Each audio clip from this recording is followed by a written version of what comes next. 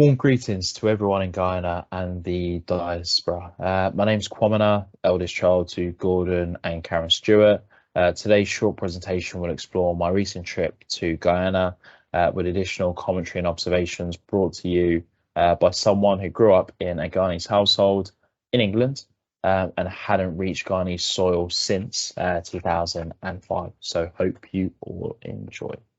The reason for my dad and I's trip to Guyana back in March 2022 was to visit my grandmother, who was 86 years old. So since the passing of my grandfather back in 2010, my grandmother has lived independently in Georgetown, Guyana.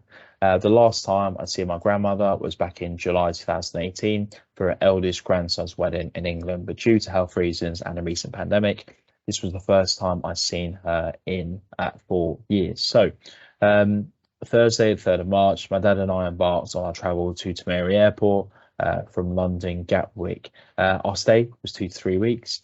We stayed with my grandmother at a family house in Camerville, Georgetown. My trip was very memorable and I quickly found my groove and settled in well as the locals naming me Strong Boy because of my broad shoulders and frame. So before the recent trip back in March, I'd only been to Guyana once before, 2005. So this was the ending of a 17-year hiatus. Like many Guyanese, the large majority of relatives and family friends had emigrated overseas to the likes of the UK, US and Canada. So most summers between the ages of 3 to 16 were spent between New York and the UK. So many of you will know my dad. His name's Gordon Stewart. He is a strong and proud Guyanese man. Every day it would consist of trips into town using a minibus. It would either consist of sourcing fresh food supplies from Stabroek Market and Border Market, as well as visits to museums and monuments across the city. So a couple of memorable museum and monuments. So first of all, kick things off with Kwamina. I've been given the honour of being named after Kwamina, who led the 1823 Demerara Rebellion. This was a pivotal point of resistance in Guyana, where more than 10,000 Africans revolted in what used to be known as the Crown Colony Demerara Essequibo on the 18th of August, 1823. Aside from sharing his name, a street is also named after Kwamina, and also a monument was created in honour of his contributions to the nation of Guyana. Another one was Kofi, so a national hero, a symbol of the fight against the colonial powers. So unveiled back in 1976, the monument, which stands proudly in the Square of Revolution in Georgetown, was basically built to celebrate the 10th anniversary of Guyana's independence, and also commemorates the Berbice Rebellion of 1763, which was one of the nation's most momentous anti-colonial struggles. The statue, which stands at 15 feet tall, weighs 2.5 tons, was designed by Guyanese sculptor, Philip Moore. It bears many symbols. So the many symbols it bears: his pouter mouth is a sign of defiance. The face on his chest is a symbolic breastplate, which gives him protection during battle. The horned faces on his thighs represent revolutions from Guyanese history, including Kwamina's Demerara Rebellion in 1823. In his hands, he's holding a pig and a dog, each being throttled. The pig represents ignorance and the dog greed. Another memorable monument that we also visited was Damon. So this can be found in Anna Regina and was designed by Ivor Tom, built or unveiled back in 1988 to mark the supposed 150th anniversary of the abolition of slavery. This bronze sculpture was built in honour of Damon, who was an African domestic labourer who protested against the imposed 1834 apprenticeship system. Another memorable monument, so from Anadrina back to the city, Georgetown, was a non-alignment monument, so unveiled by His Excellency Mr. Arthur Chung, who was the first president of Guyana and one of its many co-founders. So the co-founders included the Honourable Kwame Nkrumah, the Prime Minister of India, who was named Nehru at the time, as well as the President of Egypt, Gamal Abdel Nasser.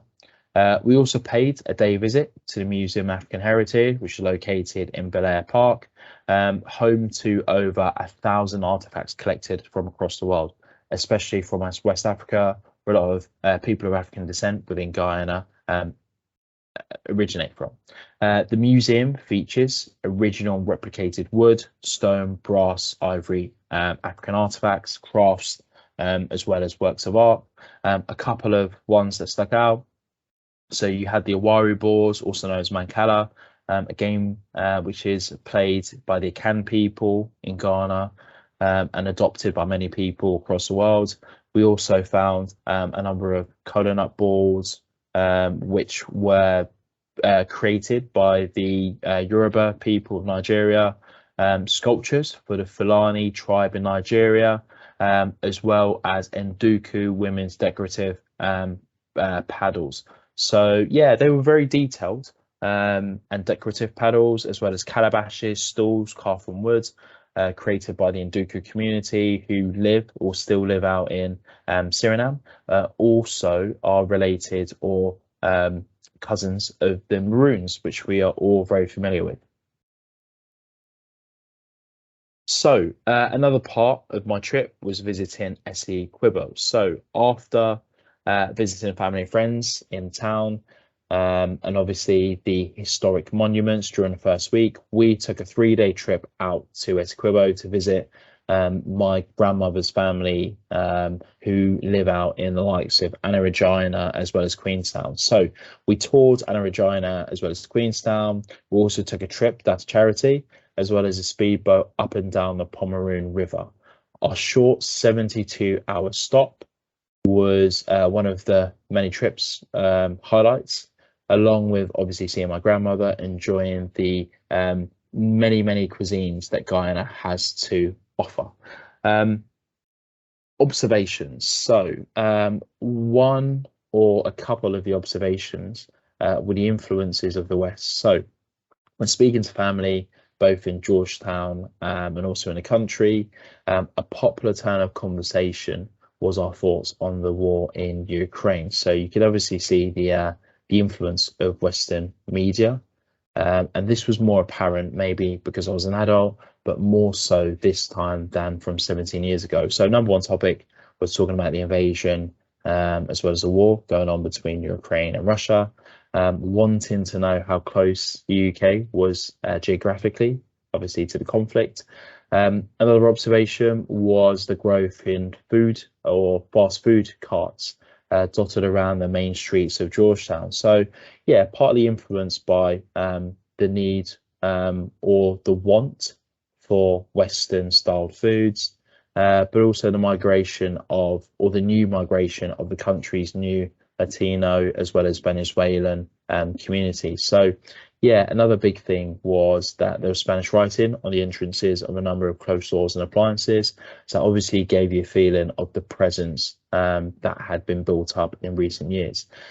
Food choices. So when it came to food choices, there was a massive variation between the older and the younger generation, from my opinion. So most relatives would assume as a young person I'd be interested in eating fast food or some sort of burger meal.